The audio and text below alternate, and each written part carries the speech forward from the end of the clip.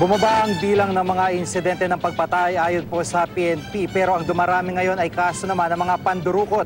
May live report si Tuesday Sagunyu ng Super Radio DZWB. Tuesday.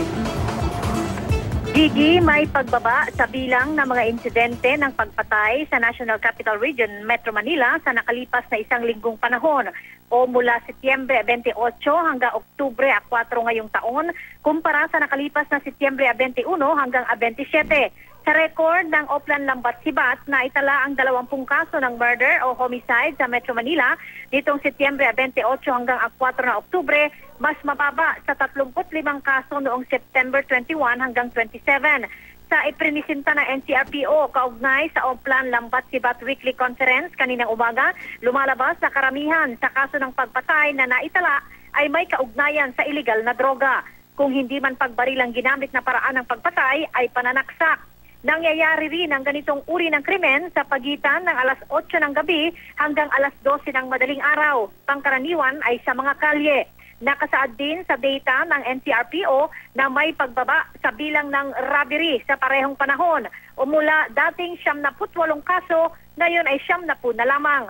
Bumaba rin ang kaso ng carnapping at motorcycle napping na naitala sa 5 at 37 mula sa dating 9 at 41. Samantala, may pagtaas naman sa bilang ng mga kaso ng robbery and theft na naitala sa 285 mula sa dating 271. Sa theft lamang ay tumaas ito sa 175 mula sa dating 173, habang ang kaso naman ng physical injury ay naitala sa 89 mula sa dating 88. Jiggy. Yung kaso Tuesday ng mga pagnanakaw, may kinalaman ba ito sa pagpasok din ng panahon ng Kapaskuhan? Dahil yun parati yung sinasabi nila pag bare months, dito nagdedelensya yung mga ganyan, mga snatcher at mga magnanakaw.